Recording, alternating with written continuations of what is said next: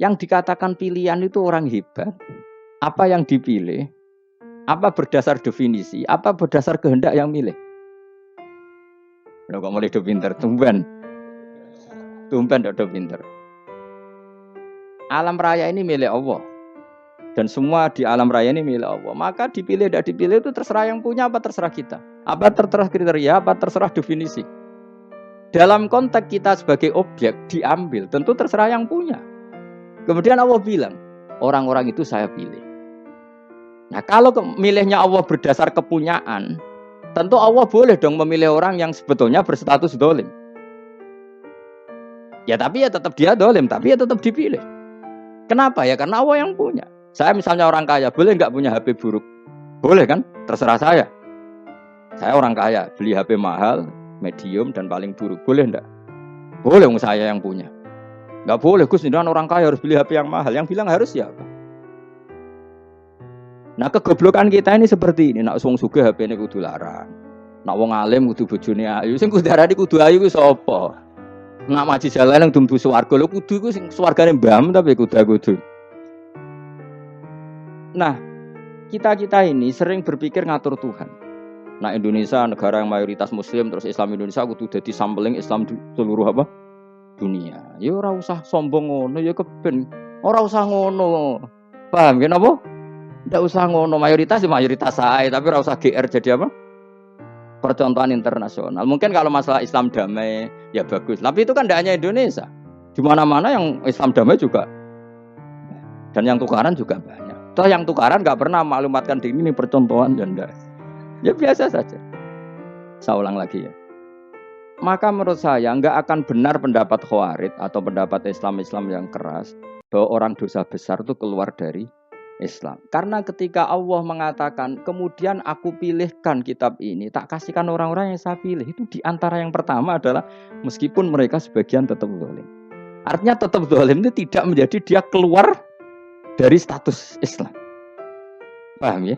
Sekarang saya tanya, yang dikatakan warga Indonesia itu siapa? Ya siapapun yang bergeografis di Indonesia, lahir sebagai akte Indonesia, ya orang Indonesia. Kemudian ada yang penjahat, ada yang maling, kita penjara. Apa dia keluar dari kebangsaan Indonesia? Enggak kan? Sama ketika orang Islam menjadi zina dan fasik koruptor, keluar dari Islam enggak? Enggak. Karena Allah tetap bilang famin. Apa? Famin. Jelas ya? Wes kayak gak ngarah Khawarij. Kenapa? Kalau Khawarij cara berpikir itu ekstrim. Setiap dosa besar itu mengeluarkan orang dari status Islam. Oh, itu bahaya sekali. Karena nanti kalau itu iya, kita akan kehilangan banyak orang nopo Islam. Makanya Nabi nanti ngendikan, saya berharap yang nanti masuk surga dari umatku itu separuh, 2/3. Itu kata ulama-ulama. Kalau kita pakai mazhab Khawarij, orang Islam itu tidak sampai 1/3. Karena banyak yang keluar dari Islam. Duwe keris gak Islam, duwe akeh ra Islam. Nglakoni jimat gak Islam, nyekel patok gak Islam, dosa gede gak Islam, korupsi gak Islam. Terlalu banyak yang kita usir dari Islam. Lalu kita ngusir atas nama apa? Coba. Kalau atas nama Tuhan, kamu tidak Tuhan. Atas nama wakil Tuhan, Tuhan tidak pernah mewakilkan ke Anda. Orang-orang mandate. Yang kita tahu dari Quran ya ayat ini, tsumma awrasnal kitabal ladzina astafaina min ibadina. Kemudian kitab ini tak kasihkan orang-orang yang saya pilih. Dan orang yang saya pilih itu faminhum zalimul li nafsi. Dan sebagian dari itu adalah orang zalim. Dan itu jelas bagian dari itu. Artinya keluar apa masuk? Keluar apa masuk? Masuk. Meskipun ya yang zalim tetap berstatus zalim. Kayak warga Indonesia, ini semua warga Indonesia. Paham ya? Yang maling ya tetap warga Indonesia. Meskipun ya tetap maling. Jelas ya? Itu nanti gitu.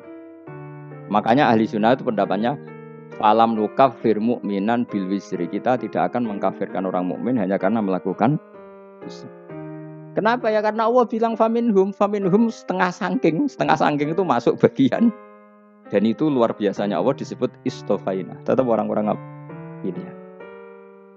Maka ini penting saya utarakan supaya kita ini tidak sok-sokan. Terus yang zalimul li nafsi pun potensi dimaafkan sama Allah. Asal dia tobat, dan tobat itu sama Allah nggak ada batasnya. Malam yughur sampai apa? Nafas apa? Terakhir. Dan kadang orang itu sebetulnya nggak niat tobat, cuma ada perilaku tertentu sing dadian Allah itu simpati. itu juga banyak yang diterima tobatnya Allah. Makanya kata ulama-ulama itu, istighfar itu tidak syarat diampuni. Yang menjadi orang terampuni itu kehendak Allah. Istighfar itu bagian kecil dari syarat-syarat itu. Tapi bisa saja orang tanpa istighfar tapi diampuni